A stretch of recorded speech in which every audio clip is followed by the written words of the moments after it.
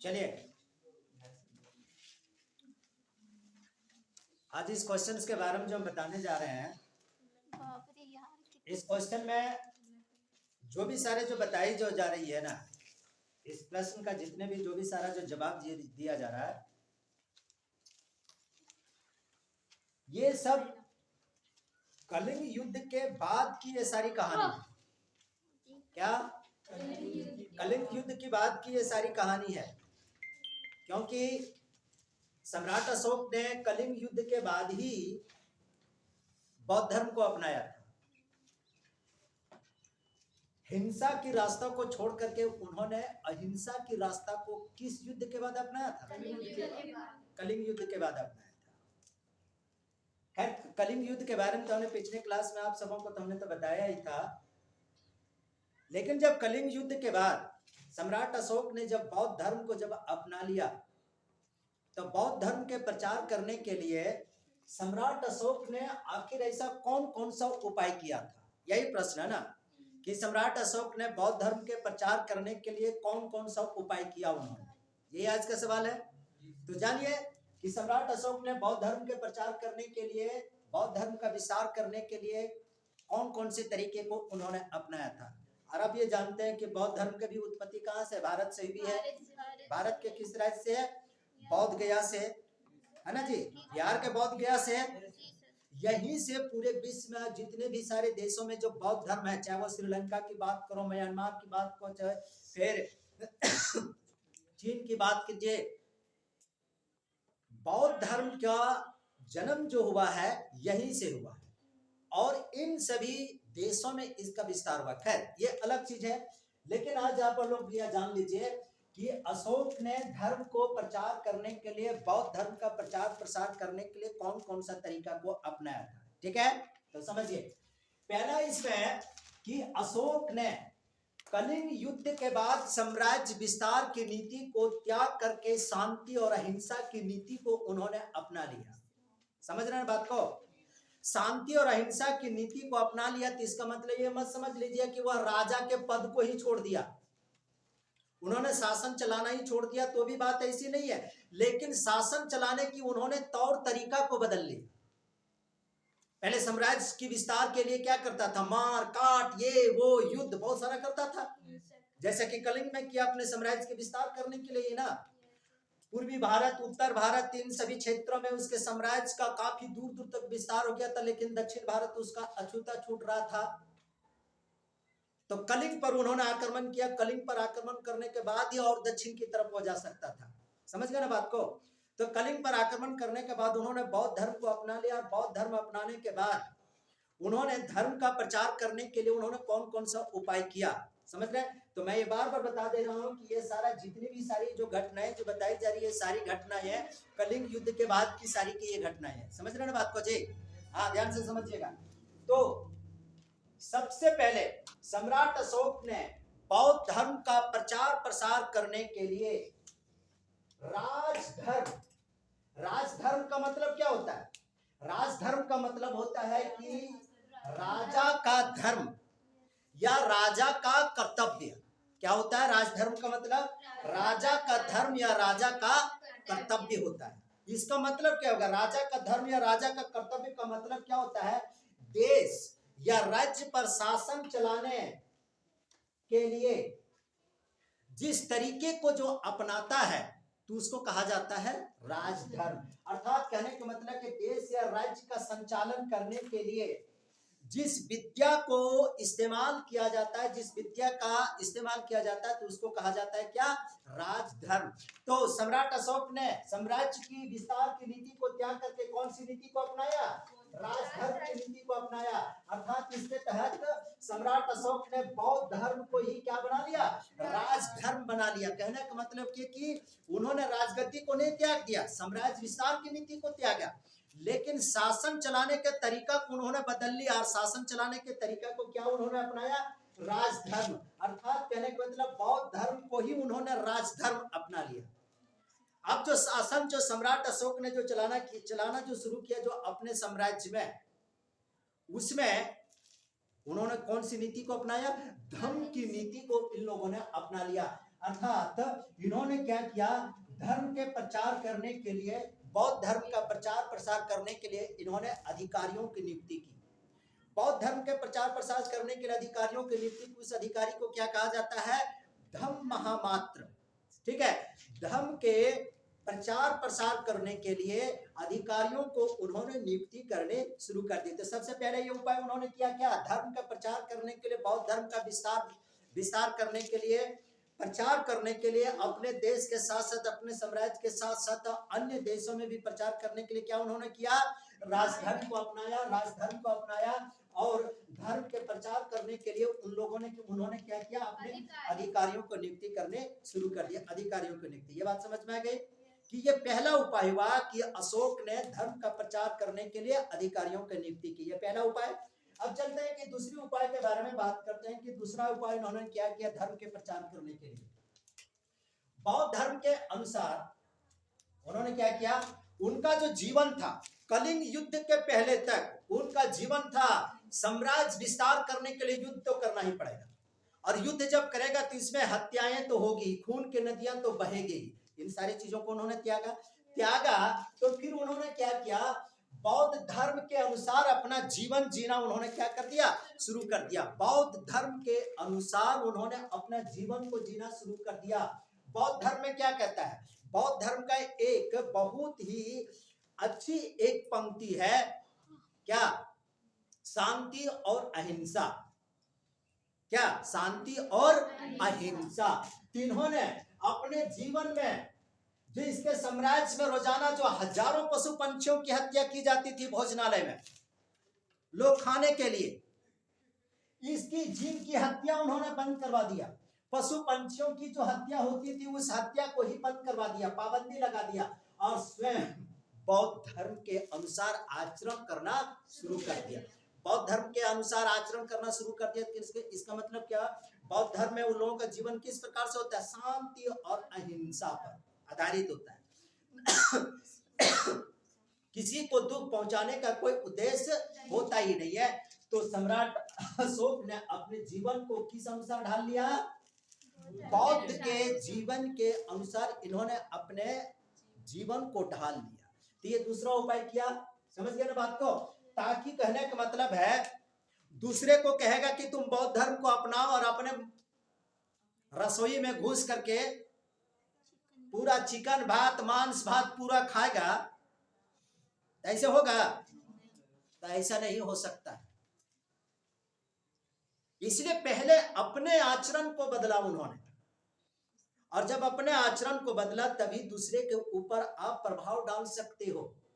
जब तक कोई व्यक्ति अपने आचरण में परिवर्तन नहीं करेगा तब तक कोई दूसरे व्यक्तियों के आचरण में परिवर्तन नहीं कर सकता है, चाहे वह जितना भी उपदेश दे। इसमें एक छोटी सी मैं बात को बता देता हूं। एक माँ छोटा सा बच्चा को क्या करता है, वो छोटा जो बच्चा था उस बच्चा को गुड़ खाने की बहुत ज्यादा आदत थी, बहुत ज्यादा गुड़ खाने की आदत थी। और उस गुड़ खाने की आदत की वजह से क्या था कि उसकी माँ एकदम बिल्कुल परेशान हो गई। तो एक बार क्या हुआ कि उन्होंने, उसकी माँ ने यह सुना कि उसके गांव में एक साधु रहता है और वो किसी बुरी आदत को वह छुड़वा सकता है।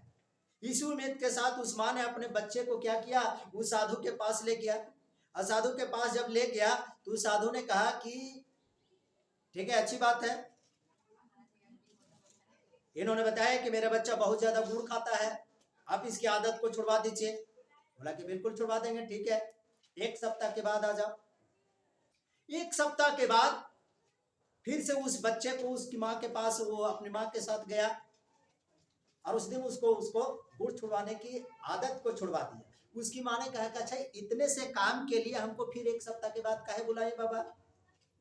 तो उस बाबा ने जवाब दिया, जब आपने अपने बच्चे को मेरे पास लेकर के आया था उस वक्त मुझे भी गुड़ खाने की बहुत ज्यादा आदत थी, इसलिए 1 सप्ताह के अंदर मैंने अपने आचरण में परिवर्तन किया। पहले मैंने अपनी आदत छुड़ाई, उसके बाद मैं आपके बच्चे की आदत को छुड़ा सकता था।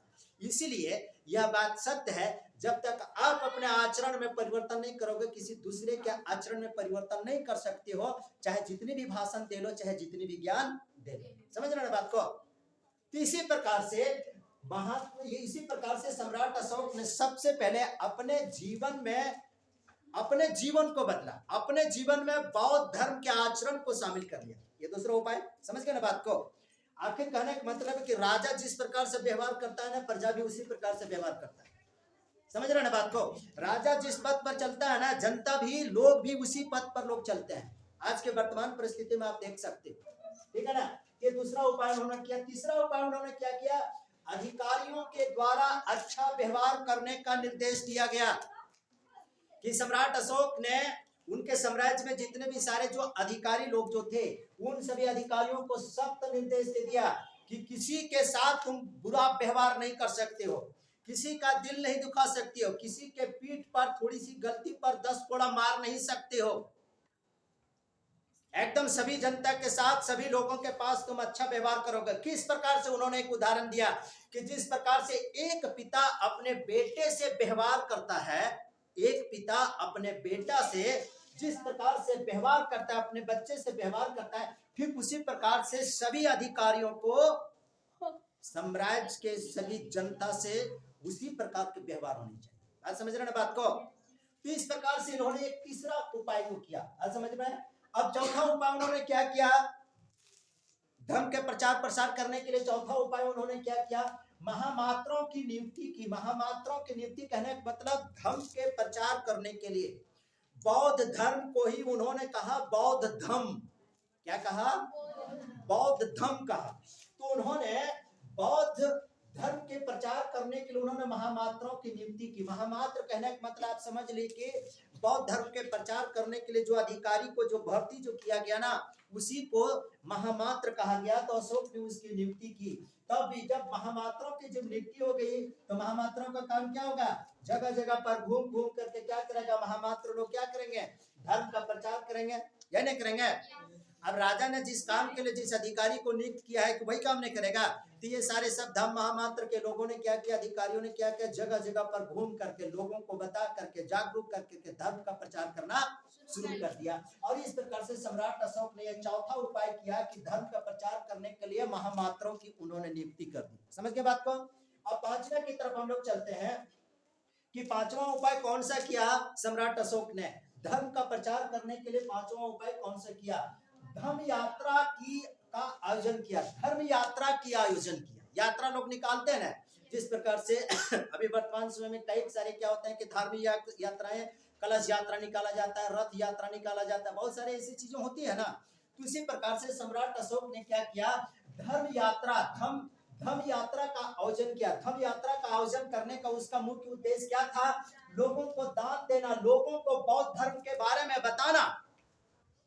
इसके लिए धम्म यात्रा का उन्होंने प्रारंभ करना शुरू कर दिया। बात समझ रहे हैं। ये पांचवा उपाय था सम्राट अशोक के द्वारा धर्म के प्रचार करने के लिए। ये पांचवा उपाय था। छठा उपाय देखिए क्या क्या उन्होंने, शिलालेख द्वारा। शिला का मतलब होता है पत्थर। शिला का मतलब क्या होता है, पत्थर पर उस समय के कारीगरों के द्वारा क्या किया, पत्थर पर हथौड़ी से, छेनी से, इतने महान कारीगर थे, बड़े बड़े चट्टानों पर, बड़े बड़े पत्थरों पर उस वक्त की लिपि जो चलती थी, ब्राह्मी लिपि, अरामाइक लिपि, ये सारे बहुत सारी लिपियां थी। ठीक है, इन सभी लिपियों में पत्थरों पर क्या किया गया, उल्लेख किया गया, अभिलेख भी लिखा गया। इसका उद्देश्य था क्या, बौद्ध धर्म के विचारों को जनता तक पहुंचाना। अभी किसी चीज का प्रचार करने के लिए क्या है, इलेक्ट्रॉनिक मीडिया है, प्रिंट मीडिया। उस वक्त तो नहीं था ना भैया। तो उस वक्त क्या, बड़े बड़े शिलालेखों में लिख दिया जाता था, पत्थरों पर खोद खोद करके लिखा जाता था। बड़े बड़े स्तंभ लेख, स्तंभ मतलब पिलर, बड़े बड़े कुट्टा, बड़ा बड़ा विशाल में एकदम, उसमें लिखा जाता था। ठीक है, ताकि उसको लोग, उसमें लोग पढ़ेंगे, उसको लोग समझेंगे और बौद्ध धर्म के बारे में लोग जानेगा, उसका ग्रहण करेगा। और क्या उसमें उन शिलालेखों में या अभिलेखों में क्या क्या लिखा रहता था,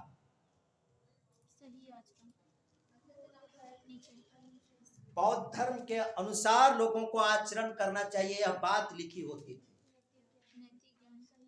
जनता के अंदर, लोगों के अंदर नैतिक आचरण होनी चाहिए, इस बात का लिखा होता था। लोगों में नैतिक ज्ञान हो, इस बात को लिखा जाता था, लोगों को विनम्र होना चाहिए, ना कि ऐसे अठा करके। कैसे होना चाहिए? विनम्र होना चाहिए। ये सारी बातें नैतिक ज्ञान, विनम्रता, आचरण या तो फिर सही आचरण, इन सभी बातों का उल्लेख किस किस में मिलता है? अशोक के शिलालेखों में मिलता है और अभिलेखों में मिलता है। आज देखते हैं ना, कोई भी चीज का प्रचार प्रसार करना था, दीवार में लिख दिया, पेपर में छपा दिया, मोबाइल में, व्हाट्सएप पर, फेसबुक पर, बहुत सारे आज के माध्यम है ना। उस वक्त ये सारी चीजें नहीं थी ना, तो प्रचार प्रसार करने के लिए उन्होंने शिलालेख का सहयोग लिया था। शिलालेख और स्तंभ लेख भी उन्होंने लिखना शुरू कर दिया था। ये सब उपाय है, क्या चीज का उपाय? धर्म का प्रचार करने के लिए, धर्म नहीं, क्या धम्म, बौद्ध धम्म का प्रचार करने के लिए सम्राट अशोक ने इन सारे तरीकों को अपनाया था। अब यहाँ पर देखिए, अब अगला तरीका उन्होंने क्या? दान देना। बौद्ध भिक्षुओं को, धार्मिक संस्थाओं को दान देने की प्रथा इन्होंने शुरू कर दी।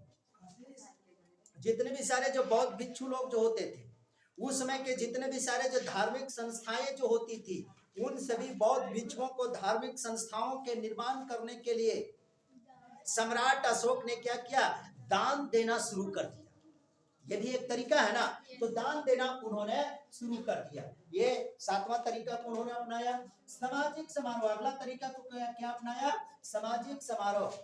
सामाजिक समारोह का जिस प्रकार से अभी आप मान लेते हैं कि जातीय समारोह लोग करते हैं, धार्मिक समारोह लोग करते हैं, राजनीतिक समारोह लोग करते हैं ना भी, और अपने विचार को व्यक्त करता है, तो सामाजिक समारोह लोगों ने करना शुरू कर दिया। और सामाजिक समारोह में किन विषयों पर चर्चा होती थी?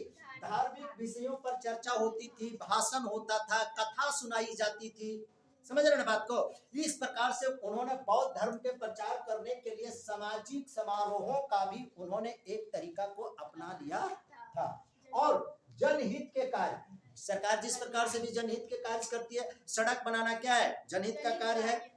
सड़क किनारे क्या कर देना? पेड़ पौधे को लगवा देना, जनहित का कार्य है। सड़क किनारे जगह जगह पर विश्राम स्थल को बनवा देना, क्या है? जनहित का कार्य है। सड़क किनारे जगह जगह पर क्या करना है कि पानी वगैरह का व्यवस्था कर देना, हॉस्पिटल वगैरह की व्यवस्था करना, फर्स्ट एड वगैरह की व्यवस्था करना, सब जनहित के कार्य है कि नहीं है?